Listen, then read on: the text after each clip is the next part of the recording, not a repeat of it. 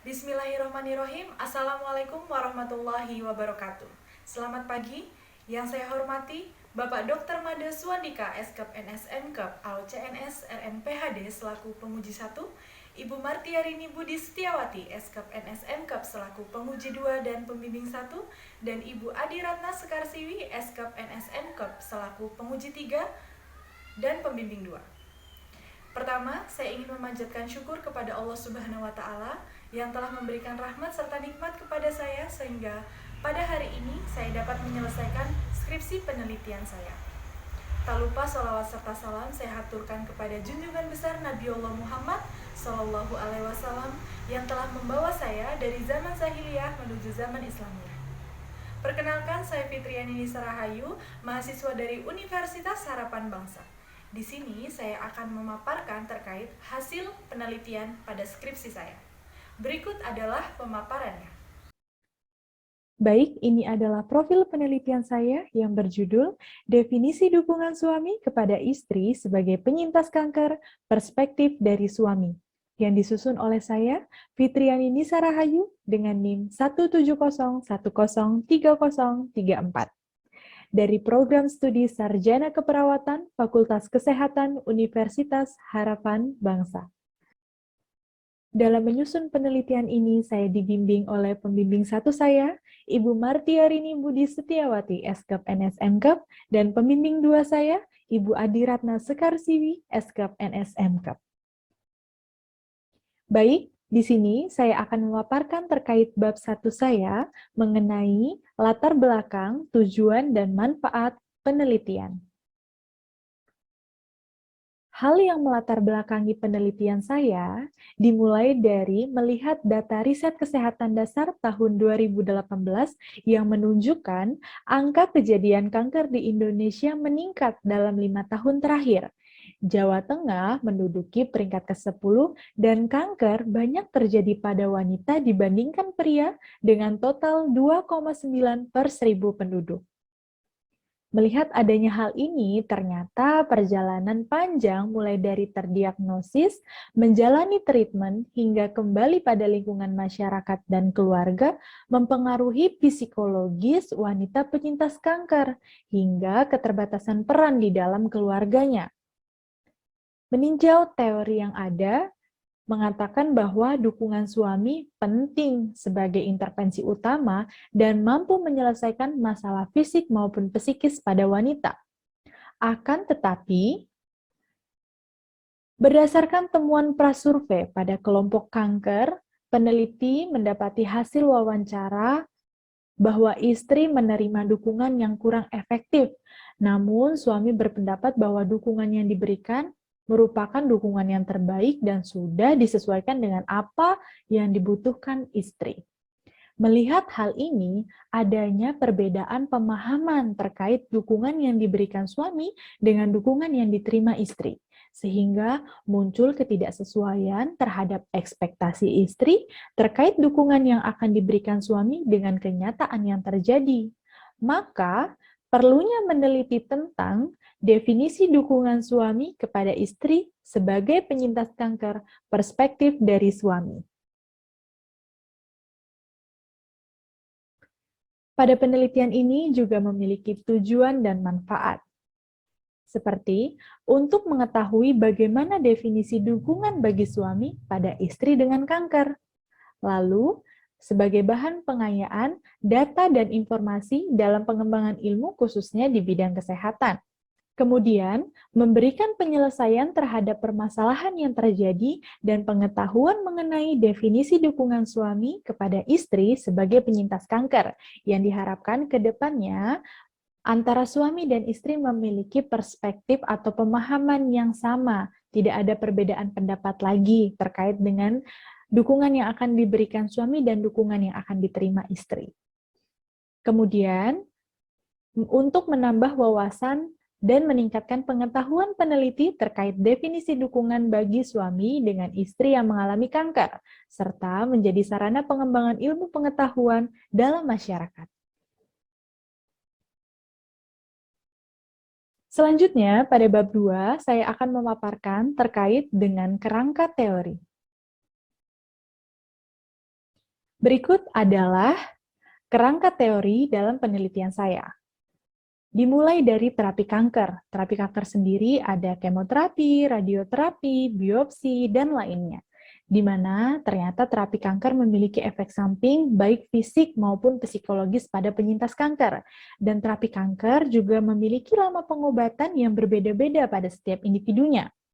Dan ditambah dengan adanya munculnya stigma negatif yang berkembang di masyarakat, seperti kanker merupakan penyakit yang menakutkan atau mematikan.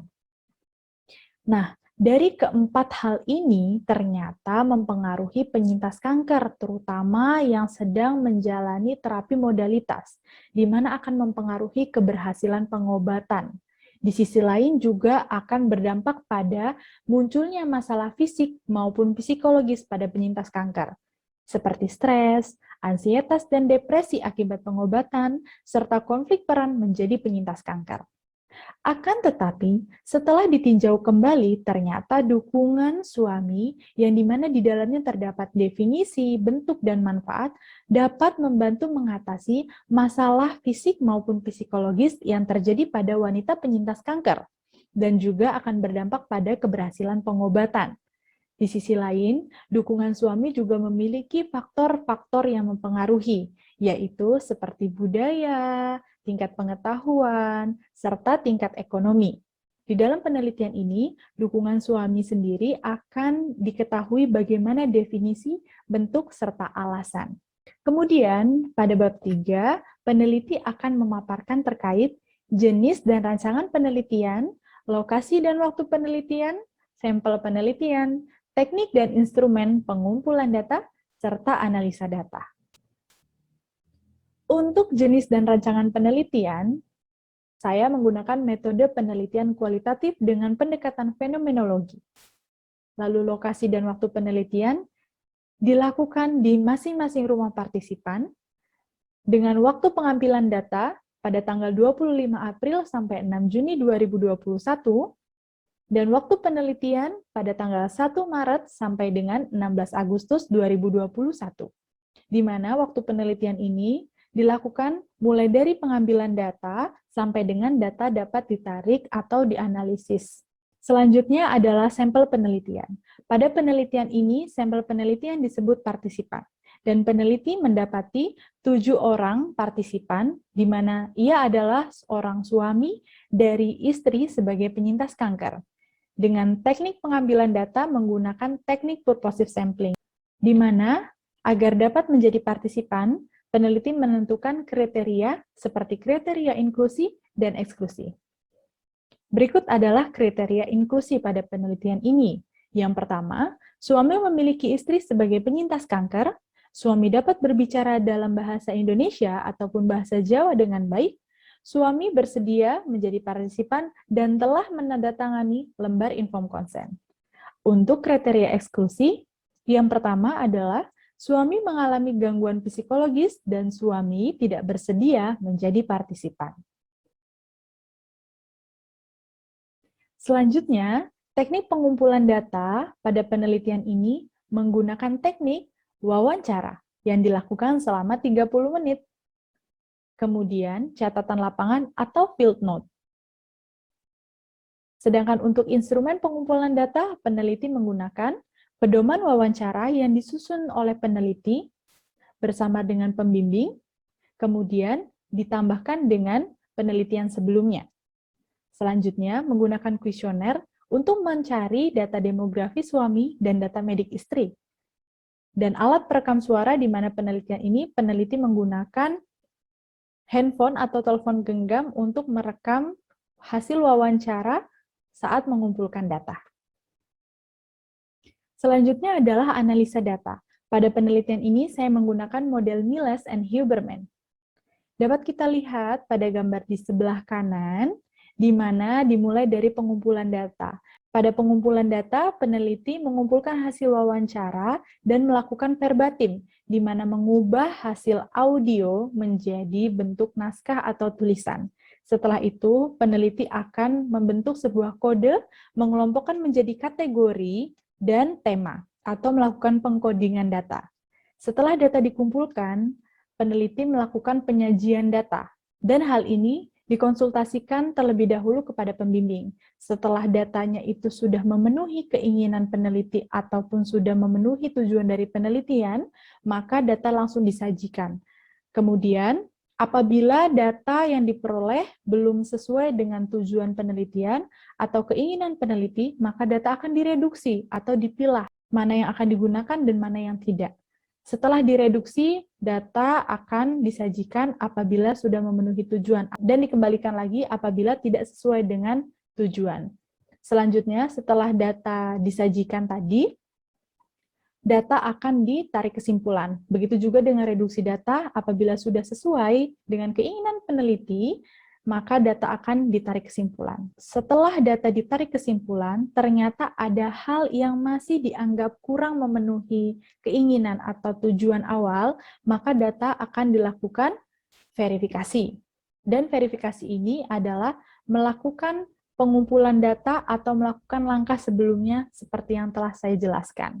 Dalam penelitian ini, peneliti melakukan tahap pengumpulan data, penyajian data, dan penarikan kesimpulan, di mana dilakukan bersama dengan pembimbing 1 maupun pembimbing 2 agar data yang didapat valid. Baik, selanjutnya adalah bab 4. Di sini saya akan memaparkan hasil, pembahasan, dan keterbatasan penelitian. Dimulai dari melihat gambaran karakteristik partisipan. Berdasarkan hasil dari data demografi suami, didapati dari ke-7 partisipan, 5 partisipan tergolong dewasa pertengahan dengan rentang usia 42-67 tahun, dan 2 partisipan lainnya tergolong dewasa akhir dengan rentang usia 64-69 tahun.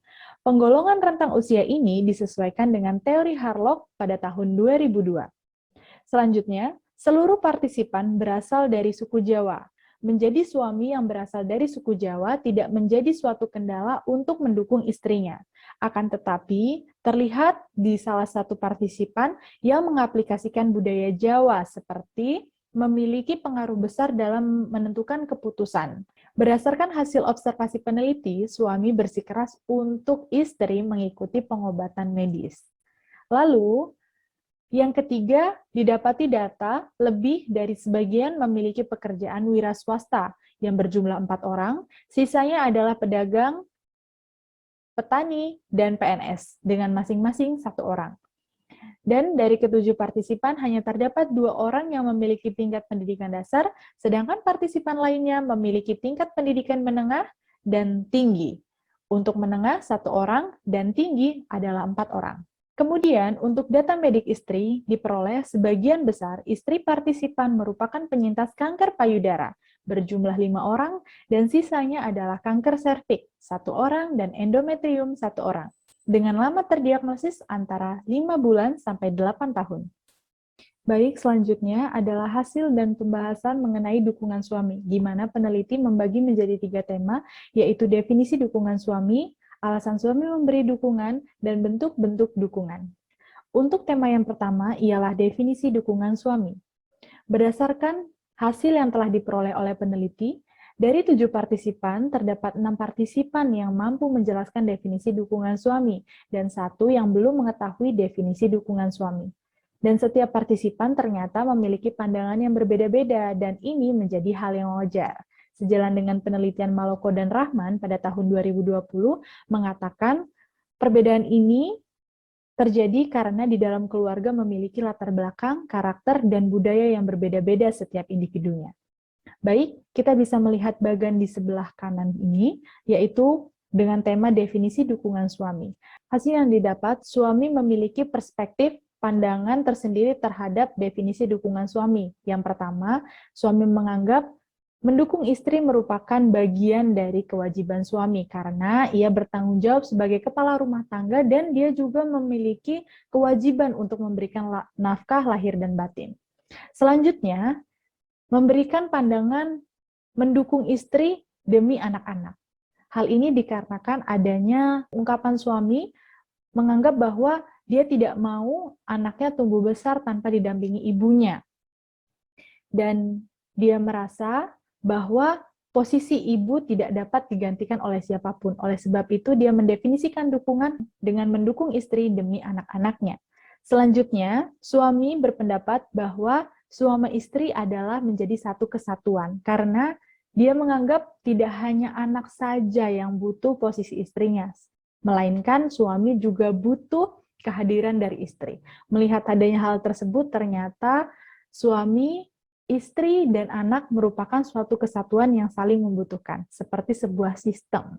Selanjutnya, pandangan lain muncul di mana definisi dukungan suami adalah suami berupaya maksimal, yang mana suami berupaya memberikan yang terbaik terhadap sang istri, dan suami juga berorientasi terhadap tujuan, di mana mendukung istri memiliki tujuan tersendiri. Selain itu, suami juga berpendapat dalam mendefinisikan dukungan suami itu berorientasi pada kebutuhan istri yang harus dipenuhi. Di sini partisipan mengatakan bahwa apa yang menjadi kebutuhan istri maka harus dipenuhi oleh suami. Namun berbeda pada partisipan lainnya yang menganggap bahwa memberikan dukungan itu sesuai dengan kemampuan suami juga. Di mana di sini dalam memberikan dukungan tidak hanya mengikuti kebutuhan istri, tetapi disesuaikan juga dengan kemampuan suami. Dan terdapat satu partisipan yang belum mengetahui dukungan. Partisipan merasa bingung dalam mendefinisikan dan menjelaskan apa itu definisi dukungan. Melihat adanya partisipan yang belum mengetahui dukungan, menjadikan peneliti berasumsi bahwa hal ini dimungkinkan akibat dari tingkat pendidikan. Karena berdasarkan data demografi suami, partisipan ini memiliki tingkat pendidikan dasar, di mana hal ini akan mempengaruhi ketersediaan informasi mengenai gambaran sebuah dukungan sebelumnya. Akan tetapi, meskipun partisipan ini belum mengetahui sebuah definisi dukungan, namun ia tetap memberikan dukungan dan memenuhi kebutuhan istrinya. Baik, tema selanjutnya adalah alasan suami memberikan dukungan. Ditemukan suami beralasan mendukung istri karena merupakan bentuk ibadah kepada pencipta. Adanya alasan tersebut menjadikan suami merasa tidak terbebani dalam merawat istri. Ini adalah sebuah keyword dalam penelitian ini. Namun melihat kalimat secara utuh dari ungkapan partisipan, dia mengungkapkan bahwa dia senang saja dan tidak terbebani dalam merawat istrinya. Dan hal ini erat kaitannya dengan adanya perasaan menerima dan ikhlas dari suami dalam memberikan dukungan. Padahal suami sendiri juga memiliki beban dalam merawat dan menghadapi perubahan istri. Sedangkan persepsi, kemampuan, dan pengalaman suami pun berbeda-beda, sehingga dapat menimbulkan distres tersendiri. Namun, dengan adanya sikap menerima, merasa ikhlas, dapat membantu mengatasi distres tersebut. Sehingga dia atau si suami dapat membantu mendukung istrinya. Kemudian, pada tema selanjutnya adalah bentuk dukungan, di mana di sini bentuk dukungan ditemukan suami memberikan 4 bentuk dukungan sesuai teori, yaitu dukungan instrumental, informatif, emosional, dan penghargaan. Dan 3 dukungan lainnya yang ditemukan oleh peneliti di lapangan, seperti memantau istri, baik itu aktivitas, gejala, dan pengobatan, memprioritaskan istri, dan mempercayai istri. Untuk yang pertama, kita akan membahas terkait bentuk dukungan instrumental. Kita dapat melihat bagan atau gambar yang ada di sebelah kanan. Di sini adalah bentuk-bentuk dukungan instrumental yang diberikan oleh suami kepada istrinya. Yang pertama adalah suami mendampingi istri, seperti mengantar istri kontrol ke rumah sakit dan menemani istri atau menungguinya ketika istri makan, karena pada saat itu kondisi istri sedang muntah-muntah. Selanjutnya, suami memenuhi kebutuhan istri, baik itu pemenuhan gizi, nutrisi, suhu, bahkan pampers yang dibutuhkan oleh istrinya. Suami juga memberikan makanan atau nutrisi tambahan seperti madu, dan suami juga mengizinkan istrinya untuk belanja sesuai dengan apa yang diinginkan oleh si istri. Dan bentuk dukungan yang ketiga atau dukungan instrumental lainnya yang diberikan suami adalah menyediakan asuransi kesehatan seperti BPJS ataupun jam sostek.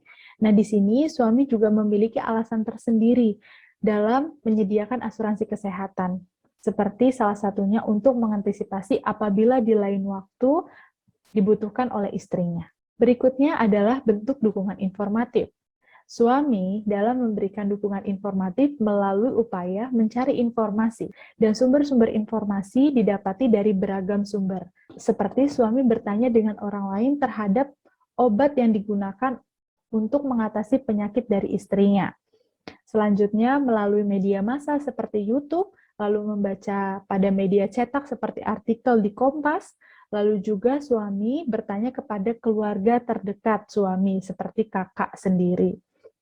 Lalu, selain mencari informasi, dalam memberikan dukungan informatif, suami juga memberi saran, di mana suami tidak bisa mengekang atau menetapkan bagaimana atau pengobatan yang pas untuk istrinya. Tetapi di sini suami hanya memberikan arahan atau saran untuk pengobatan istrinya. Selanjutnya adalah bentuk dukungan emosional.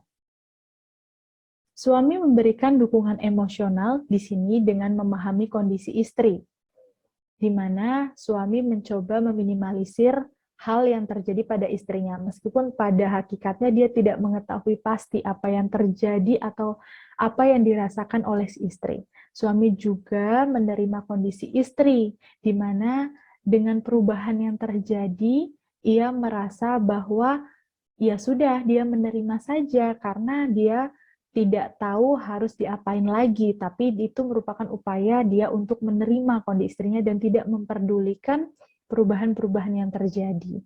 Selanjutnya, suami memberikan rasa nyaman terhadap istri, di mana pada salah satu partisipan, suami beranggapan bahwa hal yang disukai istri meskipun membuat dia merasa terganggu, tetapi dia mencoba untuk tidak terganggu.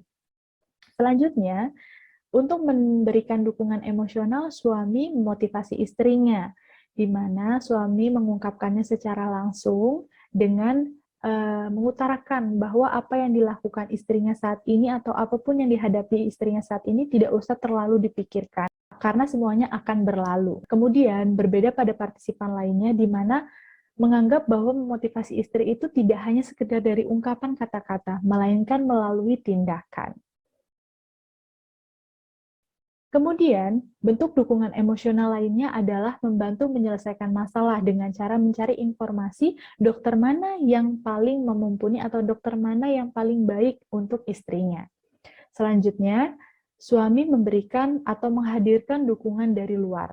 Di sini ada dua lagi bagian, subbagian, di mana dukungan dari luar, suami mengizinkan untuk bersosialisasi, seperti menghadiri pertemuan RT, dan juga mempersilahkan teman-teman dari istri untuk datang memotivasi istrinya, karena si suami percaya bahwa dengan menghadirkan orang lain atau teman-teman akan membantu mendukung istrinya menjadi lebih termotivasi, menjadi lebih semangat lagi dalam menghadapi pengobatannya.